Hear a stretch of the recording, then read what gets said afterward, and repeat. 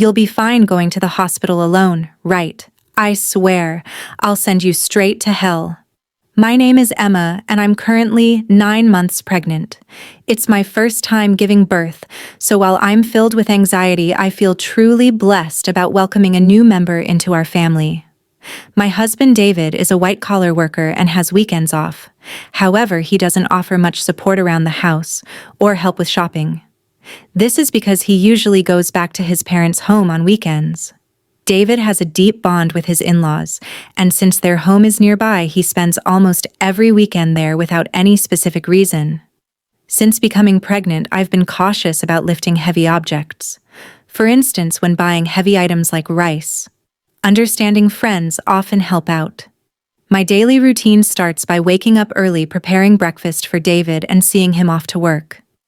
Afterward, I do the cleaning and laundry and then head out for any necessary shopping. Once I return home, I start prepping for dinner. Only after finishing these tasks can I finally have some relaxation time. Since taking maternity leave, I've taken up a new hobby: blogging.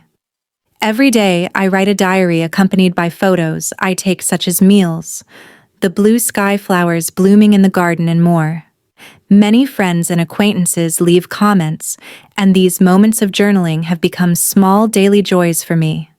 One evening, as I was preparing dinner, my husband returned home as usual. He carelessly placed his bag and jacket on the sofa, and I tidied them up, hanging them on a coat hanger. "Welcome back. I made hamburgers for dinner." "I'm going to take a bath," he said, responding curtly. He headed straight for the bathroom. 3 years have passed since we got married, and there has been little kindness or consideration from him. I occasionally wonder if this is truly what a marital relationship should be like, but I've resigned myself to it. When David returned in his pajamas, I handed him a drink. "Where's the beer?" he asked, glancing at the bar. Sorry, I forgot to buy it today. I'll get some tomorrow." "Seriously, go to the convenience store now." His demeanor changed immediately, and he spoke with evident anger. I was irritated. Why was he asking his pregnant wife to do this? If you want it so badly, why don't you go get it yourself? It's hard for me to move around with this big belly. At that moment, he became even angrier and started shouting, "You're the one who forgot to buy it. It's your job to fix that mistake. Just because you're pregnant doesn't mean you get special treatment. My mother always said it's important to keep moving for the sake of health." Knowing that he doesn't calm down easily when he's angry, I reluctantly decided to go to the convenience store. Once I arrived, I bumped into Sarah, a neighbor. "Oh, Sarah, good evening." "Good evening, Emma. Did you forget to buy something too? I ran out of sauce, so I came here." Sarah's cheerful voice slightly lifted my spirits.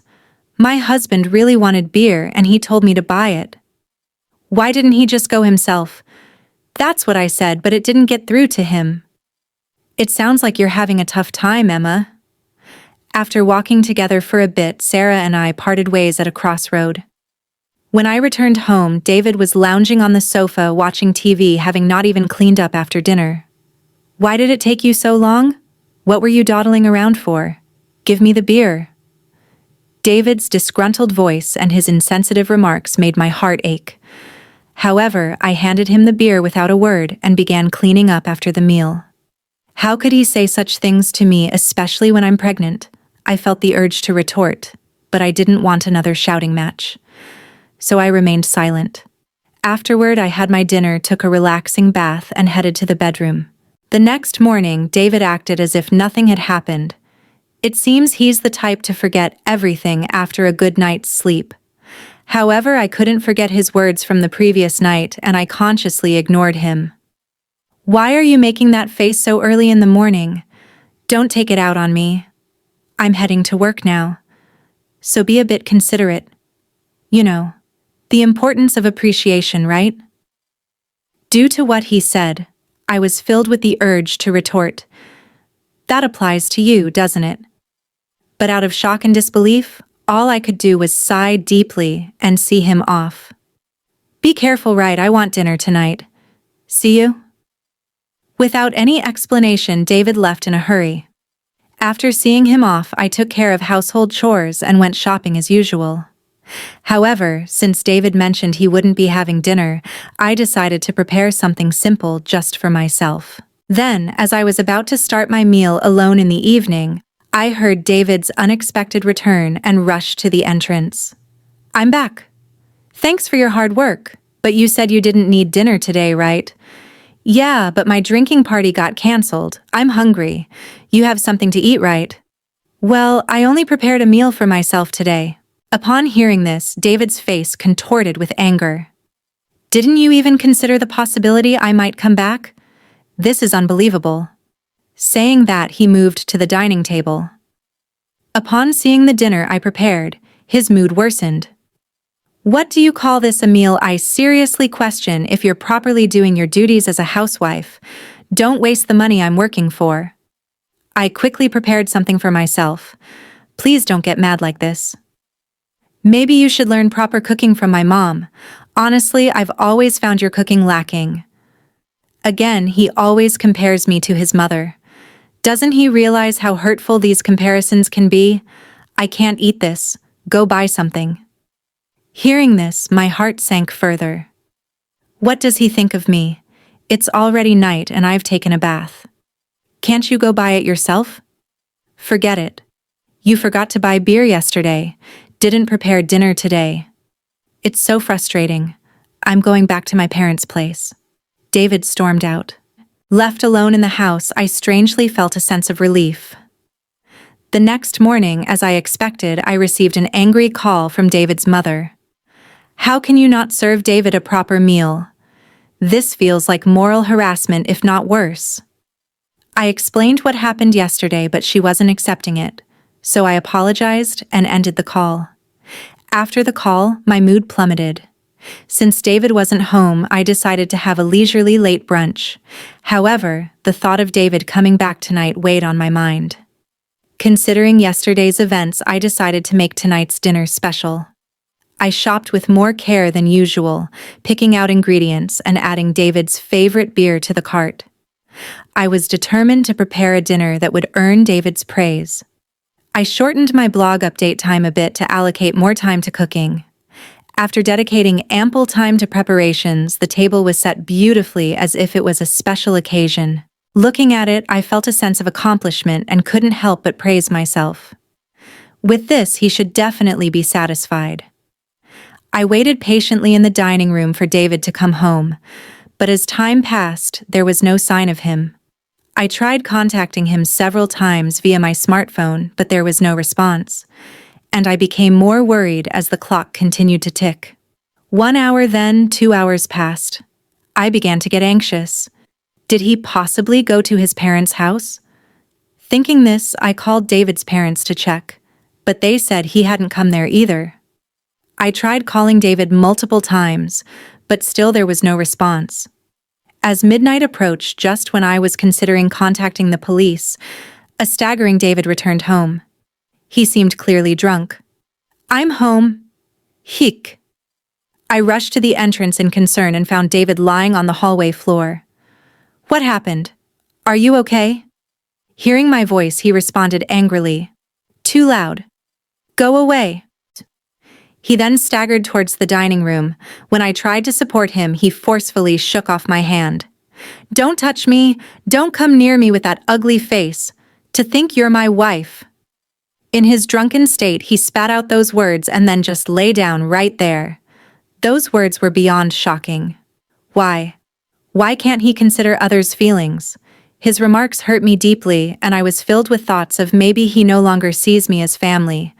Tears welled up in my eyes. I put so much effort into cooking. It was all for nothing. With that thought, I had my dinner alone and was enveloped in loneliness. The next morning, David woke up as if nothing had happened. "My head hurts. I guess I drank too much. But why did you leave me in the hallway?" "You chose to lie down there, David. It's not my fault." "Aren't you my wife? At least take care of me when I'm drunk." David's words made me wonder why he always blames me right away. "If you weren't going to eat at home, you could have at least let me know. I had prepared a nice meal and I called you multiple times. Why didn't you answer? Then David replied nullly. My drinking party from the day before got rescheduled to yesterday. Do I have to report everything? Besides, you know how hard it is to pick up the phone during a gathering. Think about my situation. With every word David said, my heart got colder, and my expectations of him diminished. That way, I won't feel hurt or disappointed anymore. This thought lingered in my mind. I'm taking a break and going back to my parents' home tomorrow. Being with you lately feels unpleasant and boring. Seeing David's attitude of looking down on me made me increasingly consider the option of divorce. Our baby is due soon, and my heart races in anticipation. Even though I've heard stories about the pains of labor from friends, my excitement to meet the new life inside me overshadows those concerns. The neighbors often encourage me with words like, "It's just a little while longer," which brightens my mood. "Hey, wanna go on a family trip?" Soon after David returned home, he made a surprising suggestion. Really? But I'm talking about a family trip my mom and dad want to join. I was taken aback. Why would his parents make such a proposal? Tensions exist between me and David's parents. Whenever there's an issue concerning David, they tend to blame me like the previous phone call incident. However, the sudden idea of a trip left me doubtful. I'm about to give birth soon, and traveling a long distance might be a bit risky. David replied, "How many times do I have to tell you? Just because you're pregnant doesn't mean you're sick. My parents are thoughtfully inviting us. But what if something happens? It'll be fine. Everything's already decided. We'll go for 2 nights and 3 days next week." What? Next week is my due date. That's a bit. Just do as you're told. Prepare for the trip. End of discussion. David just expressed his opinion and then left the room. Am I in trouble now? I thought to myself. Then the next day, I sought advice from a close friend and explained the situation. She was concerned and said, "That's a bit too much." While I was contemplating how to decline the offer, the day of the trip suddenly arrived. "Actually, I'm not feeling well today. I'm worried about the baby, so I'm going to rest at home." I tried to use that as an excuse, but David didn't seem convinced. "Anyway, you can just rest in the car and you'll be fine, right? Come on, bring the luggage. We're heading to my parents' house, so hurry up." As we headed to the car, I was worried and asked, "Is this really okay?" After loading our luggage into the car and sitting in the passenger seat, I felt warmth at my feet. Looking down, I noticed water spreading around them. Oh my water broke. I immediately informed David. "David, I think my water just broke. Please take me to the hospital quickly." Taken aback by the situation, David exclaimed, "Are you serious?" "Yes, I'm serious. We need to go to the hospital now. The baby might be coming." While trying to clean up the water with a towel in the car, David suddenly opened the passenger door. "David, what are you doing?" "We need to go to the..." "Get out. You're going to make a mess in the car." I was in complete shock. "What are you saying?" I said, "Get out, I need to clean the car." Then David forcibly pulled me out of the car. In this unbelievable situation, David said, "I can't believe this. We were supposed to be on a family trip. Just go to the hospital by yourself." I was too shocked to say anything. As I called out to David, "Wait. How can you leave me here like this?" He drove away, leaving me behind. Feeling overwhelmed, I quickly dialed for an ambulance. When someone approached asking, "Emma, are you okay?" It was Sarah, looking concerned. Sarah immediately recognized my predicament and arranged for a special taxi, comforting me throughout. Grateful for her kindness, tears streamed down my face. Soon after, I safely arrived at the hospital thanks to Sarah's help. On the way, she held my hand and cheered me up, staying by my side until I was taken to my room. While being transferred, I made a silent vow I will make him pay for this. Even as labor pains grew, Sarah kept holding my hand. Furthermore, she contacted my parents, who soon arrived at the hospital and looked deeply concerned. Sarah whispered to them, "There's something I want to discuss." The 3 then left the room. As the labor pains intensified, my smartphone vibrated from a corner of the room. "Who is it?" I asked, and my parents responded with David's name. They looked displeased, but I took the call anyway. As soon as I answered, I heard a panicky David. "Help me." However, I was in no state or mood to converse with him and promptly ended the call. Despite my parents turning off my phone, David continued to send messages. As labor intensified, I was finally moved to the delivery room. After enduring the pain for some time, I finally heard my baby's cries. Exhausted, I saw my parents and Sarah standing before me with warm smiles. Relieved, I closed my eyes and rested. When I woke up after a few hours of sleep, I found myself lying in the hospital bed. Rubbing my eyes, I noticed my parents sitting next to me, their faces filled with concern. "Are you okay?" my mother asked gently. Still feeling the weight of exhaustion, I couldn't muster the energy to sit up. While my father looked teary-eyed, my mother consoled him, saying, "The postpartum period can be exhausting." Witnessing this heartwarming scene, a smile formed on my face. "How's the baby?" I inquired. My parents informed me that the baby was undergoing some tests, but would be back in the room soon. However, I noticed Sarah wasn't present. Responding to my unspoken question, my mother remarked, "Sarah left a little while ago." Thinking about how things might have turned out had Sarah not been there, a feeling of gratitude settled over me. I made a promise with my parents that after being discharged, I would visit Sarah to express my gratitude. Turning on my smartphone to inform my friends about the birth, I was met with an overwhelming number of missed calls, mostly from David. The sheer number left me momentarily stunned, but I felt no hope or expectation from his calls, so I closed the notifications without hesitation. One of my friends visited the hospital room to congratulate me on the birth. As she rejoiced and extended her genuine wishes, I opened up about the recent incidents with David. After hearing the story, she expressed both shock and anger, half-jokingly saying she'd like to punish him a bit. But she also emphasized that my health and rest were paramount. She chatted with me for a while, and then left. My parents, already briefed by Sarah about the whole episode, asked, "What are you planning to do next?" I shared my thoughts about my relationship with David and told my parents, "I'm considering divorce." They respected my decision and provided their support. Upon my discharge, I planned to stay at my parents' house where they had prepared a room for me. Meanwhile, David seemed to have visited the hospital, but as I had informed the hospital staff that I didn't wish to see him, he wasn't allowed in. The next day, Sarah came to my hospital room holding a fruit basket. "Sarah, you came," I exclaimed with delight. "You seem to be recovering well, but remember not to overexert yourself." "Postpartum fatigue can be quite profound," she advised. Feeling comforted by Sarah's words, I sighed with relief, taking the fruit basket from her. "Sarah, thank you so much for helping me. I don't know what would have happened if you weren't there."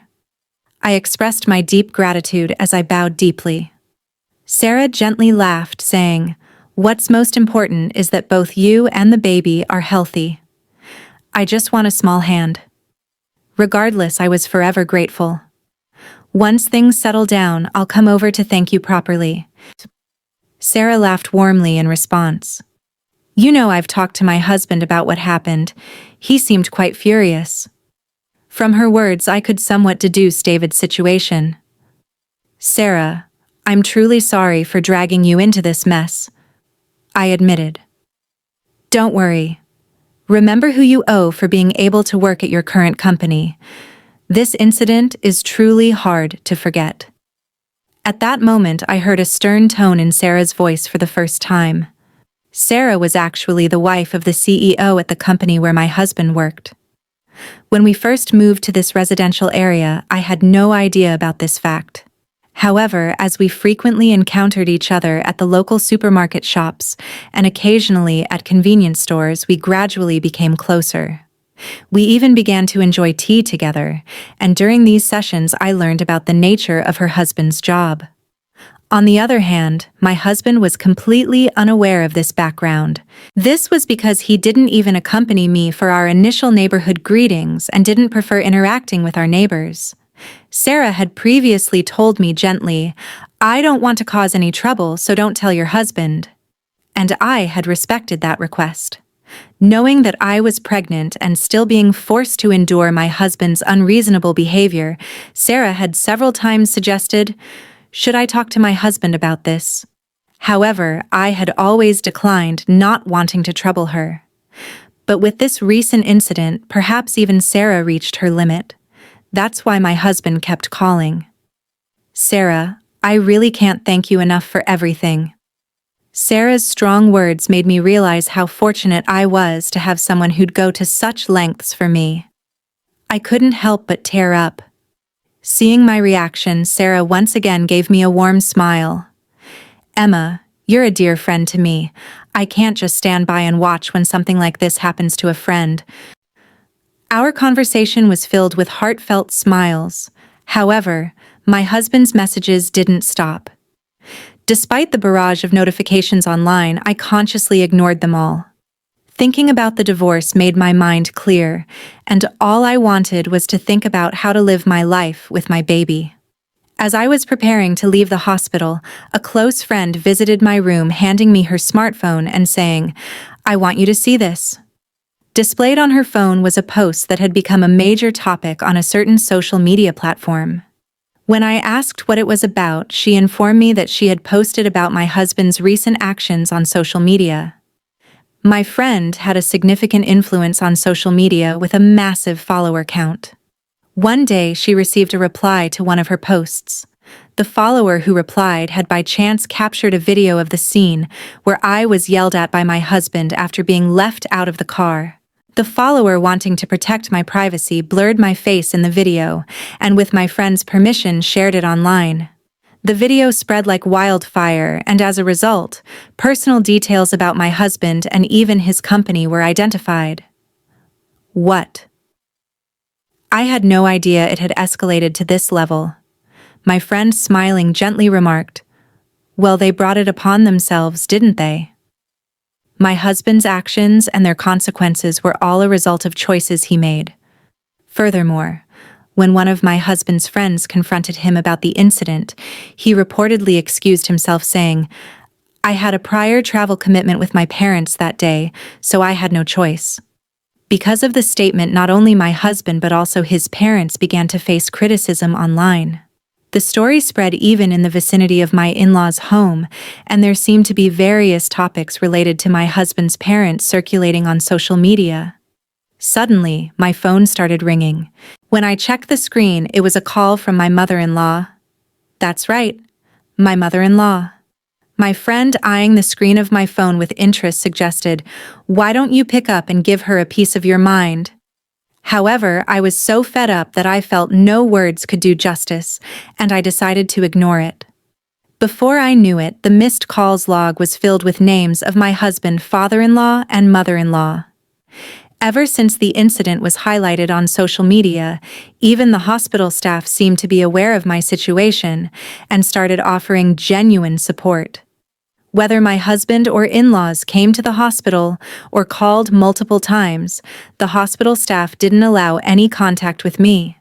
As my discharge date approached, I had one pressing worry: whether my husband and in-laws might be lurking outside the hospital. My parents reassured me, saying, "You have nothing to worry about." But the thought of my precious baby being in danger left me anxious. However, that concern was quickly dispelled. On the day of my discharge, as my parents were helping me with my belongings, I heard my husband's voice shouting, "Emma," followed by the loud voices of my in-laws. Suddenly, men in black suits surrounded me, forming a protective barrier. As I tried to understand what was happening, one of the men approached me, gently opened the car door and said, "Don't worry, we're here on Sir's request to protect you." It seemed my parents were already aware of this, as my mom said, smiling, "Didn't I tell you there's nothing to worry about?" Believing her words, I felt relieved and smoothly got into the car. All the while, my husband and in-laws, overwhelmed by the presence of the bodyguards, couldn't come any closer. I can't find the words to express how grateful I am for Sarah supporting me like this. The only thing occupying my mind was how to reciprocate Sarah's kindness. My parents felt the same, saying in unison, "We have to find a way to show our gratitude to Sarah." Although my new life began smoothly, and pleasant days continued, the contacts from my husband and in-laws never ceased. I mailed them the divorce papers, but there wasn't even a hint of acceptance. One day my in-laws called our home. It seems my father answered, and they addressed him with the attitude of, "She became a part of our family, so no matter how she's treated, she shouldn't complain." When my father angrily retorted to their statement, it seems they were taken back and quickly hung up. While discussing how to handle this with my parents, I decided that seeking professional assistance was the best course of action and resolved to consult a lawyer. Coincidentally, my father was acquainted with a lawyer, and when we explained our situation, he graciously promised to help. I informed the lawyer about the video circulating on social media and detailed past events. When the lawyer reached out on our behalf, my husband was initially taken aback. However, over time, he became defiant. "We'll solve marital issues ourselves. We don't need a lawyer," he argued in a flat tone. However, the lawyer calmly responded, "I'm acting upon Emma's request. Any future communication should be directed to me. It's up to Emma, my client, to decide whether or not she wants to involve a lawyer." My husband was at a loss for words. Though initially refusing to divorce when mediation and the possibility of a court case were suggested, the word court seemed to shake him, and he reluctantly agreed to the divorce. "I have no interest in the child and have no intention of seeing them in the future, so I don't see why I should pay child support. As for property distribution, I did nothing wrong," he claimed irrationally. The lawyer calmly explained from a legal perspective, but my husband still seemed unconvinced. "In that case, it seems we'll meet in court," the lawyer suggested. My in-laws, who were listening nearby, appeared to panic and immediately agreed. When I was informed of this by the lawyer, I was shocked that I had ever married such a man. I had been communicating with Sarah since returning to my parents' home. And when I told her about the recent events, she playfully and gleefully suggested, "How about seizing your ex-husband's retirement pay? Garnishment is one way, right?" Feeling overwhelmed by Sarah's astuteness. A while later, I was contacted by the lawyer, who conveyed that my husband wished to apologize in person. Wanting a satisfactory conclusion, I agreed to converse over the phone under the supervision of the lawyer. The day of the scheduled call arrived. On that day, I was accompanied by my parents and the lawyer. From the other end of the line, I heard, "Finally, you answer. Apologize now, and I'll forgive you. So come back home. Let's be a couple again. The house is a mess, I might lose my job, and everyone's looking at me coldly. All of this is your fault, so take responsibility." He continued to bombard me with accusations. Without being overwhelmed, I calmly chose how to react. When he said, "See, you can't even reply properly. Truly a woman with no redeeming qualities," I finally responded, "Just so you know, this conversation is being recorded. I'll keep it as evidence. Goodbye." Hearing this, my husband's voice revealed his shock. "Wait, you recorded it? That's not fair." "Right, I was joking. I'm sorry, I can't live without you. Let's start over. We truly loved each other, right? I promise, I'll try harder from now on." After hearing those words, I immediately hung up the phone. With the recorded David in hand, I handed it to the lawyer and asked, "Can you utilize this audio as evidence?" Shaking his head in disbelief, the lawyer remarked, "He truly is an incorrigible man." My parents, feeling the same as me, have firmly decided to sever ties with him. Seeing his behavior filled them more with astonishment and disappointment than anger. At some point, I realized I was slightly enjoying this drama, clinging to the little devilish side of me that emerged. The divorce procedures with my husband concluded smoothly. Both the property distribution and child support agreements went forward without a hitch, and the turmoil began to subside. Due to the information Sarah shared with her husband, the president of my ex-husband's company, he was promptly disciplined. The president, known for his family-oriented values, believed that an employee who couldn't protect his family couldn't be trusted by the company. David lost his job, couldn't make housing loan payments, and returned to his parents' home. His reputation was tarnished by the viral video, and he struggled to find stable employment, barely making ends meet with short-term part-time jobs. Rumors spread about his parents, too, and according to reports from Sarah's friends in the neighborhood, they seemed to live in perpetual unease. The cold societal judgment they faced, which exceeded my expectations, made me think that, surprisingly, this ostracization might be harder for them than any legal repercussions.